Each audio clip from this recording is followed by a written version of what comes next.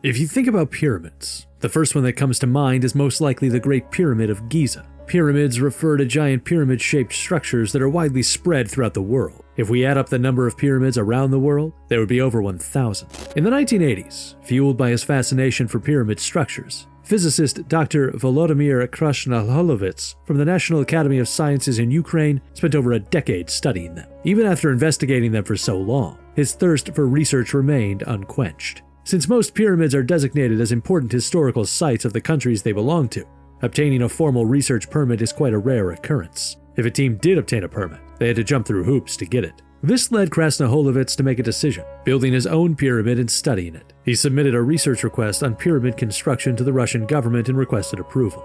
After reviewing the document, the Russian government granted their approval, allowing Krasnoholovets to build a pyramid in the outskirts of Moscow. With the construction area in mind, the pyramid was designed with a sharp slope. In addition, it was made of fiberglass, with wood as its framework. As a result, a total of 17 pyramids were built all over Russia and Ukraine from 1989 to 1999. The last one to be built was 48.9 meters tall with a weight of 55 tons. The purpose of the artificial pyramid construction is not to attract tourism, but to help with our research. This is why no metal was used and the inner part was made empty. The strangest thing is that Krasnoholovets' research team never actually revealed what they wanted to study or discover by building all these artificial pyramids. It is known that they excluded metal from the list of materials and left the inner part of the pyramids empty so that they could perform specific experiments. Finally, in 2001, those various experiments and research vigorously started. Not knowing the details of the research, the public initially thought the pyramids built near deserted country roads and highways were simply monuments.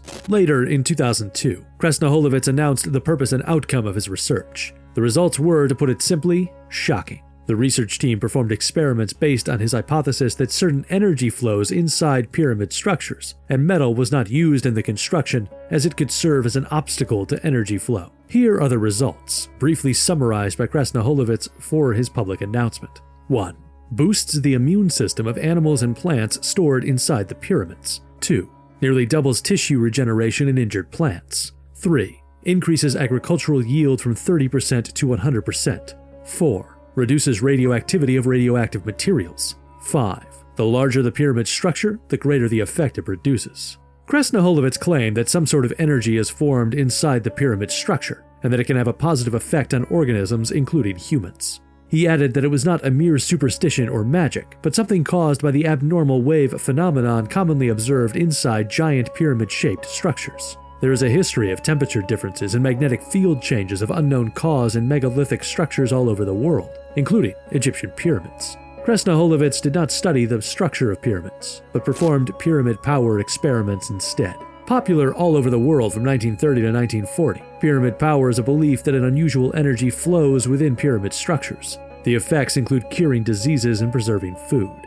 Although most scholars criticized it by calling it unsubstantial pseudoscience, it is hard to dismiss it as something non-scientific, as there is actually a case regarding pyramid power that was scientifically proven and patented.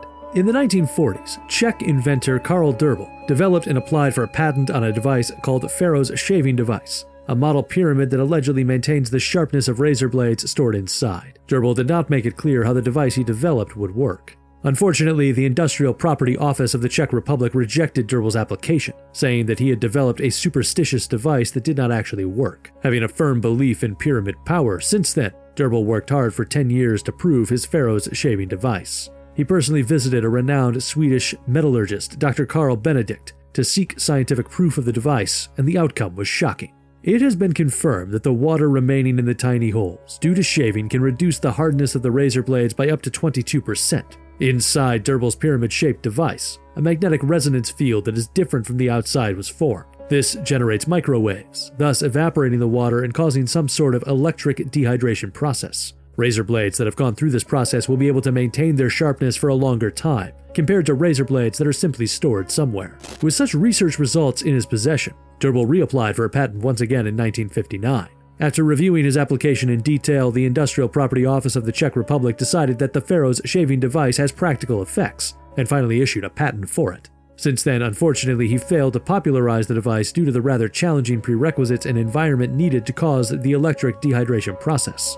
On the bright side, his device has become a scientifically proven, monumental example that different kinds of phenomena can occur within a pyramid structure.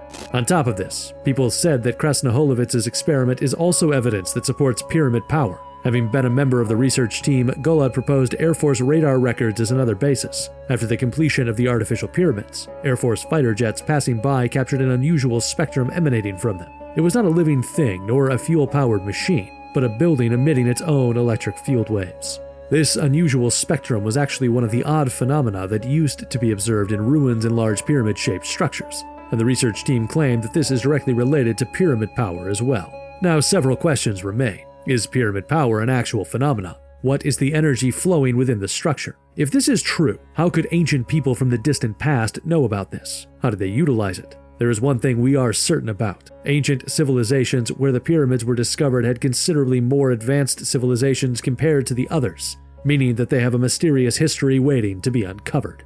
The pyramid acts as a funnel for light of photonic energy which is absorbed from the earth and spirals upward into the space above. I cannot even imagine the infinite and mysterious power it holds. This has been Strange Night.